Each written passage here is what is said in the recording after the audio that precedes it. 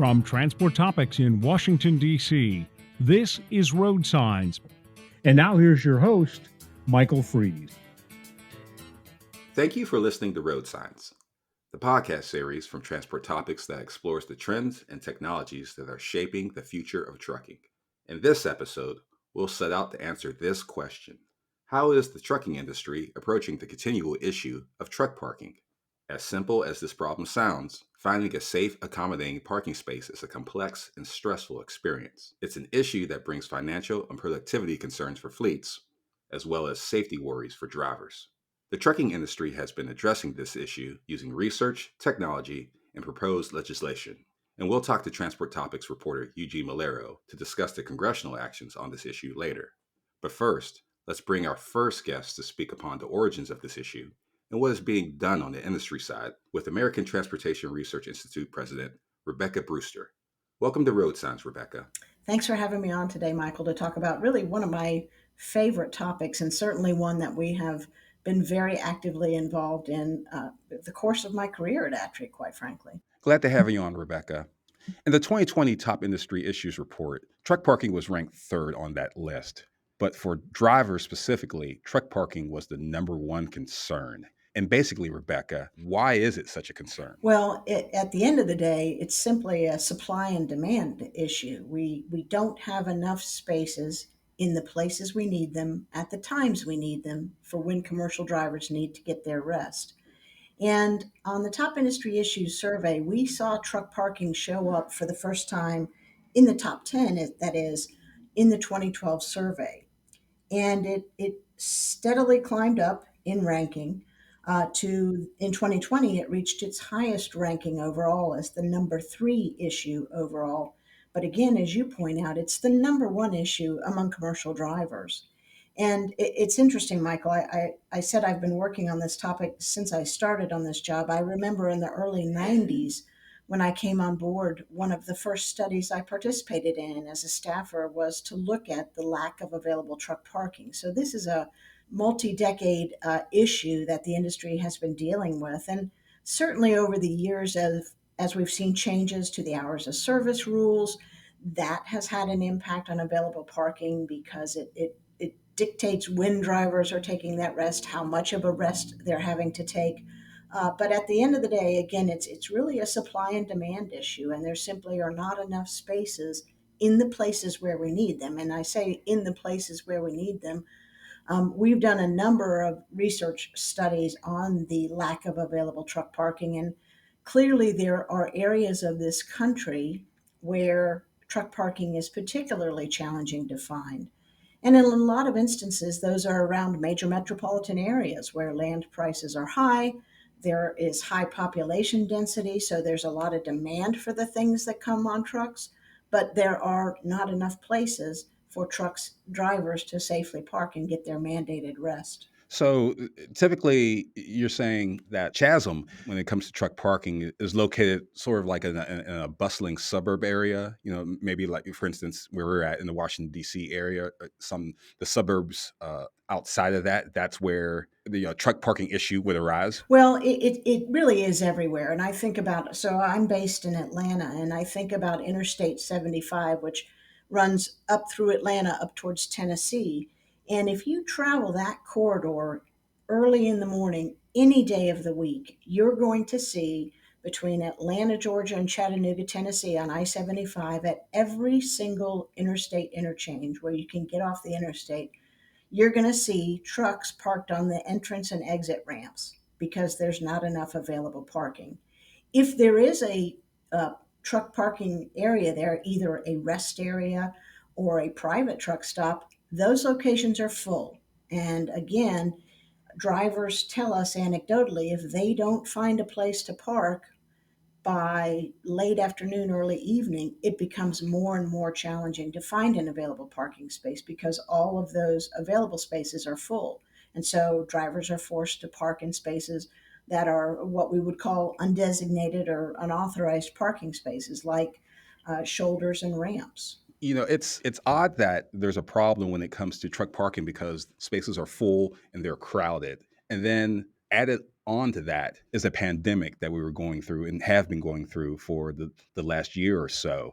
How has COVID-19 exasperated that problem, and what impact will it have during the pandemic recovery? Well, certainly early on, we identified in some research, some COVID impacts research we were doing in late March, early April of 2020.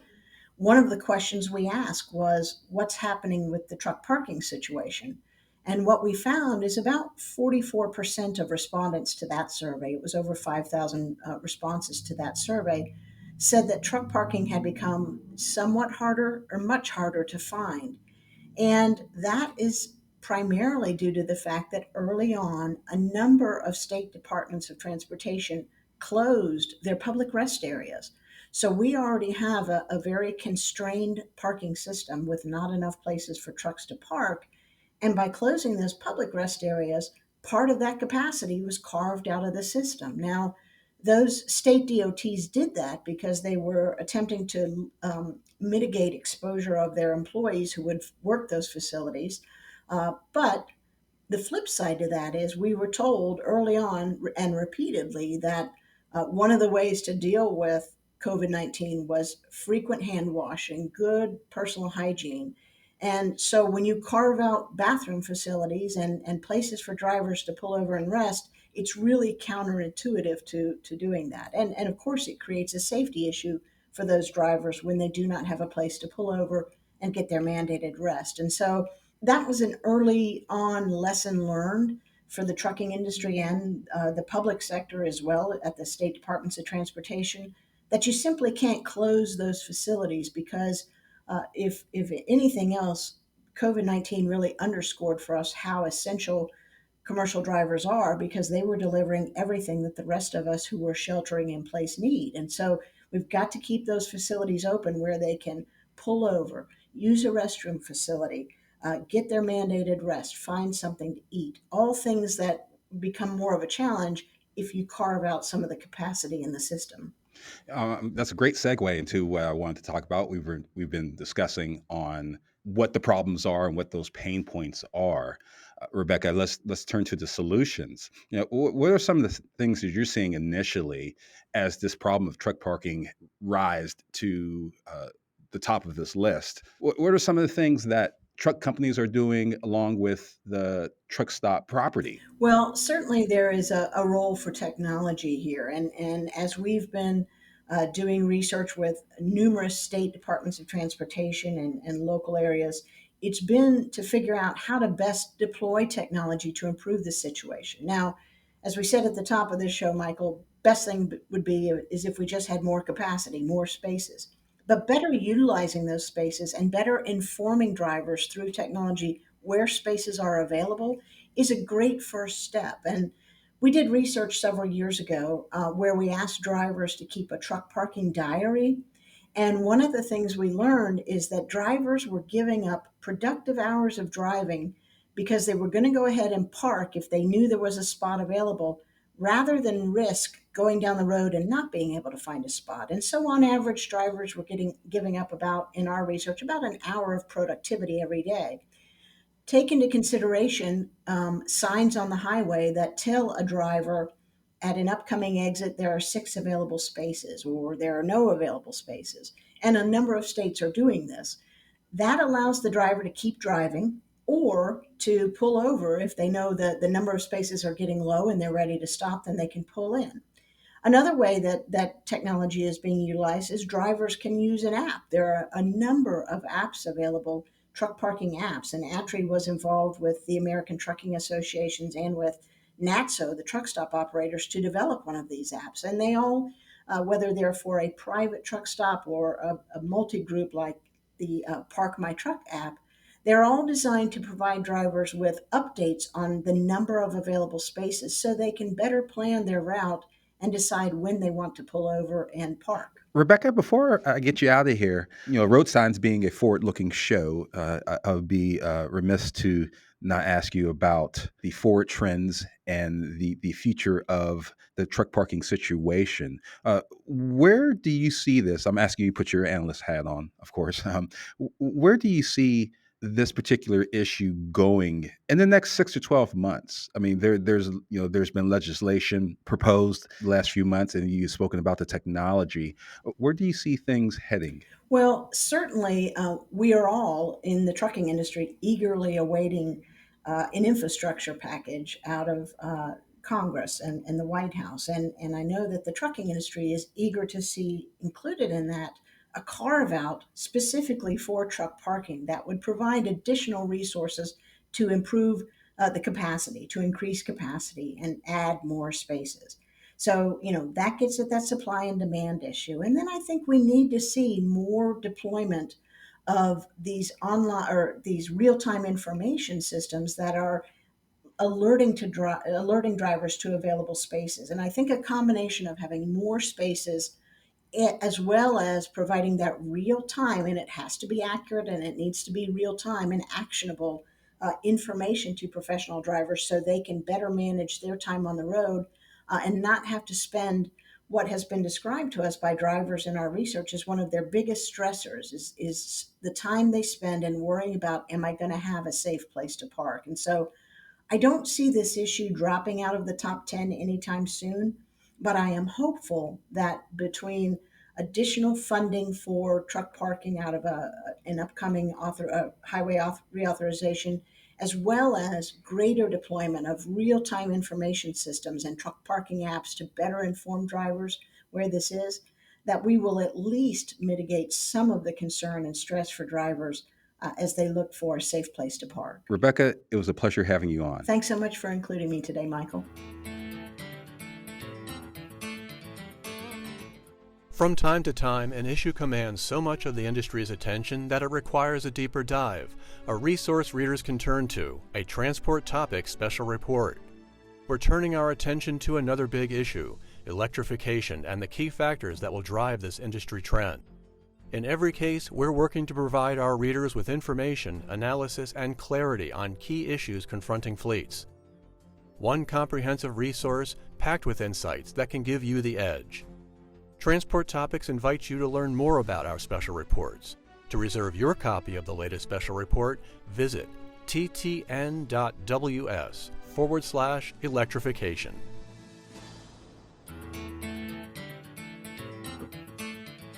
Welcome back to Road Signs. I'm your co-host, Michael Fries. Did you know when I'm not hosting Road Signs, I'm actually in charge of writing the Transport Topics Equipment and Maintenance Update? Soon, the Transport Topics Equipment and Maintenance Update, or EMU as we like to call it, will be going through some changes, and we want to invite input from listeners like you. And while the knowledge and expertise will stay the same, we want to pull it from the pages of the weekly edition and make it a standalone resource for fleet maintenance experts like you. So we're wondering, how can we build the best resource for you? To share your insight, complete the survey at ttn.ws/equipment01. That's ttn.ws/equipment01. We just spoke with ATRI President Rebecca Brewster about truck parking from the industry association's perspective. Now it's time to learn what Congress is doing to curb that issue with Transport Topics congressional reporter Eugene Malero. Welcome to Road Signs, Eugene. Good to be on, Michael. Thank you. All right, Eugene. Yeah, the Truck Parking Safety Improvement Act that was introduced in Congress a few weeks ago. Can you tell us a little bit about those origins of that bill and the sponsors of that bill and what it's planning to do to facilitate parking for commercial vehicles? Yes. So in this session of Congress, Congressman Mike Bose, he's a Republican of Illinois, he is leading the effort in unveiling this legislation. He partnered with a chief co-sponsored Congresswoman Angie Craig. She's a Democrat of Minnesota. They have about 20 or so co-sponsors, mostly on the Transportation Committee. And this is to primarily dedicate money from the Highway Trust Fund to state departments of transportation through 5 years for a total of $750 million approximate, with starting with $125 million for the first fiscal year of the bill's enactment up to completion when it reaches 5 years. And the point of this is to assess which state departments of transportation require or are requesting the most assistance to expand truck parking facilities.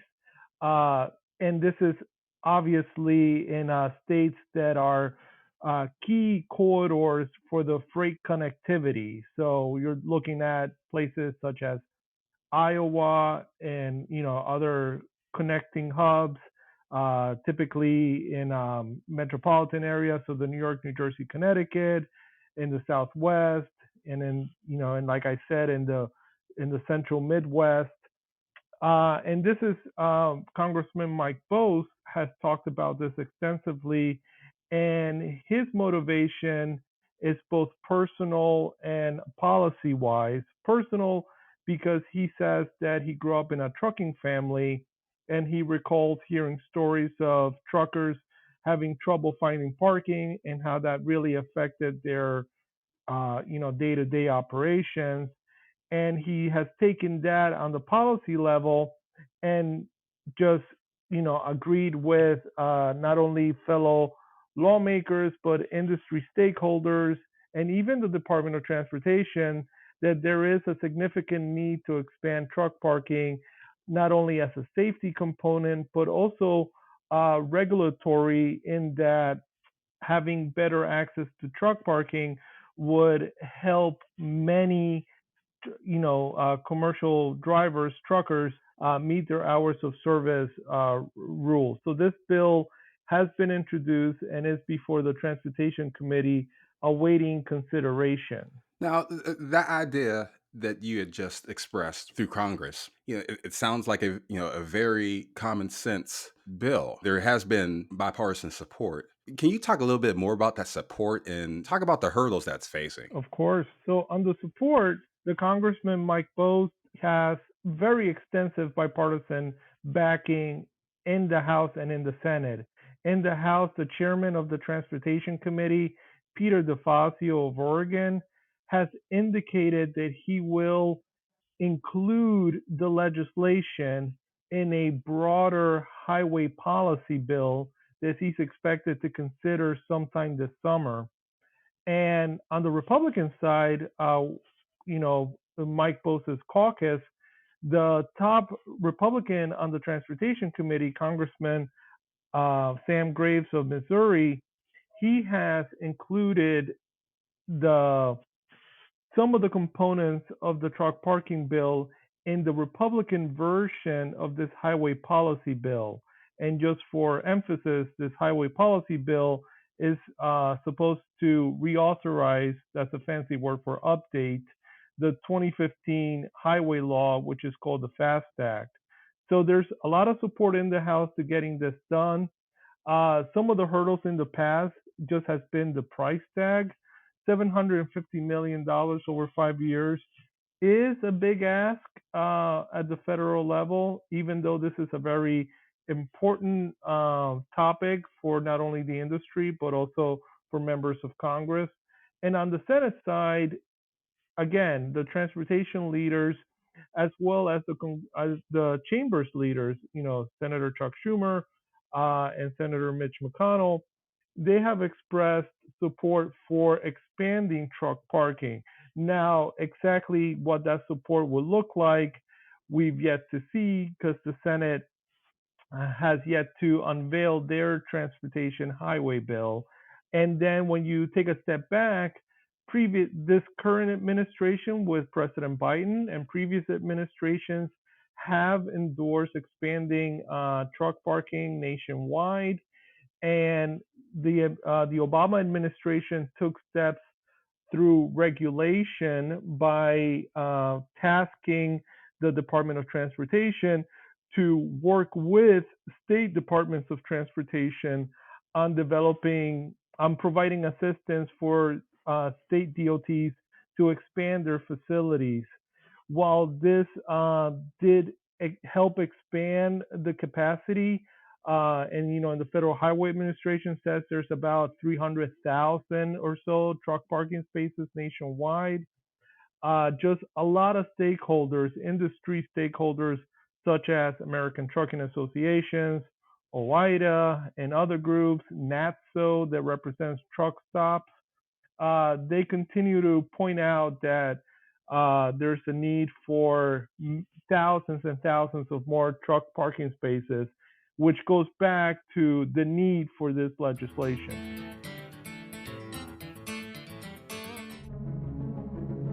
In times like these, it's crucial to stay informed.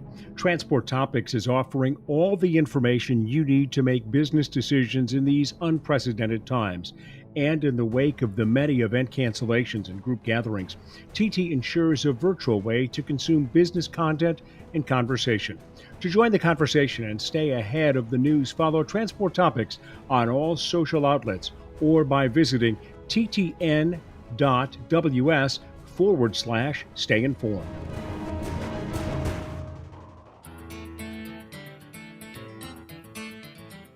Well, you were just explaining the help of the associations that are related to this bill and having their backing. And there's a lot of pieces and parts when it comes to this legislation. And with all the other legislation that's coming down the pike, I mean, you have the overall infrastructure bill, among other bills that have been in the mainstream news for some time now. How is this thing going to get passed? I mean, what's the outlook on this? I mean, will we be able to see a bill in the next year or so, or what's the timeline on this? That is a very good question, in that the fact that there is so much support, one wonders why this hasn't been enacted into law already.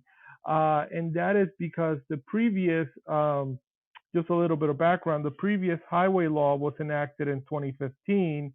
So there's been 6 years of not having a new highway bill.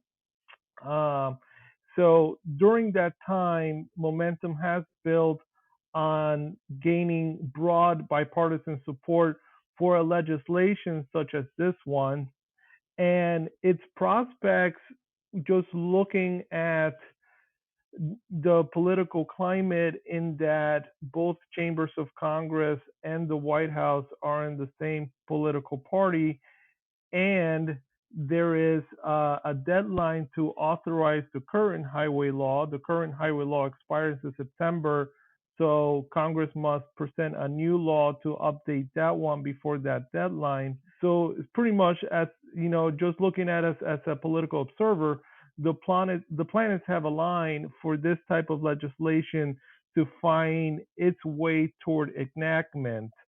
With that said, there are some hurdles legislatively, in that the price tag, again, $750 million over 5 years. Again, while there's just a lot of support for that, you have certain members of Congress who are self-proclaimed fiscal conservatives, primarily in the Senate, who are expected to push back on the price tag.